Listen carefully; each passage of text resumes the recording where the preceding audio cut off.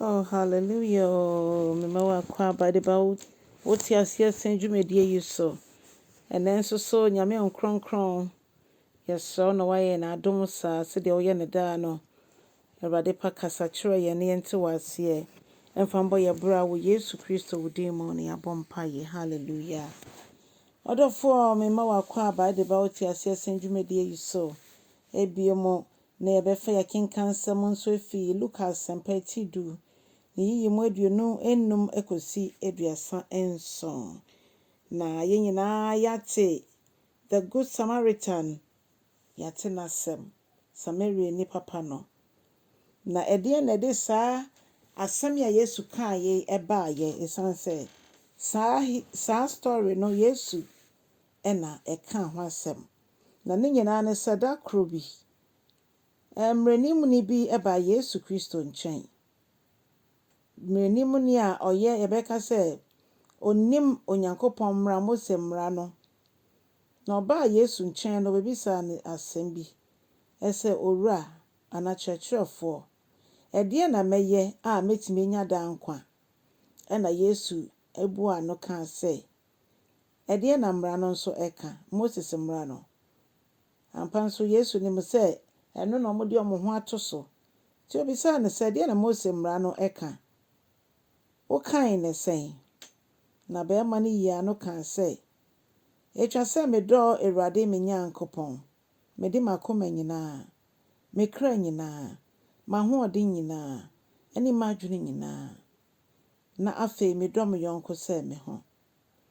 na Yesu ka se no kwasem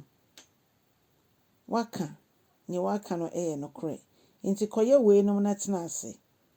na esanse na be me pese o kire so oye dada na obu ono akasa hu bi mu nti no ka se Yesu hwan ene me Yɔnko hwan bro ni baka say who is my neighbor hwan ene me Yɔnko eno na Yesu ebebua ka say osofo bi koto obi ana kwamukafo abono ana oye wukura ona ye Jewni osofo etu ye Jewni na nsokodu ho no osan ne ho ekoye na be de ekire nso saa ono nso san ne ho koye omo nyina na omo adwen so omo kosom nyame nti omo ni bre emma obi a we preprasa mi ken so omo nyina ye Jewfo nanso Samaria ni bi eba twem wasa kwen no mo ono de ohun papa yi oginai ade na Yesu pese oka Samaria fo ni Jewfo enka nanso Samaria ni a ye meka se Jewfo ebu ne pa ahwe no ono mom na okọ saa ni penchen ekochichi ne prekuro na okoye na adoye opagya no ko ba bi ma ye hwe no eka se ne ho kampo obefa ade na nyame asem nyame nkronkron na Yesu ne nsem so ka kire ye omo a ye gidi se omo mfa Kristo ye omo a ye gidi se we no omo mfa Kristo kwan no so nti no omo nko heaven no sa bra ye gidi foi ye nko heaven yai onyame ma ya kwanya ne se ye mmoa afoforo a omo ni bie omo akwa ho kire mo omo hu amane ogidi ni bia hye sika daso a nanso so bebo ni nuama ono so etimegia ne nan so no eye nsem bebre nanso omo a ye ka so mo ye wiasefo no omo mpo na omo boa omo ani bie nyanka ikunafo omo sisi mmia de mankrofo nye bebi eda emma ntare ebembirim ntare hye emma ebirim sika mo dididie na wo gidi ni nso wo bi nso wakame so odofo sankrofo na bia mu fi no enya de omo ka nanso ne Yɔnko ho akire ne nti no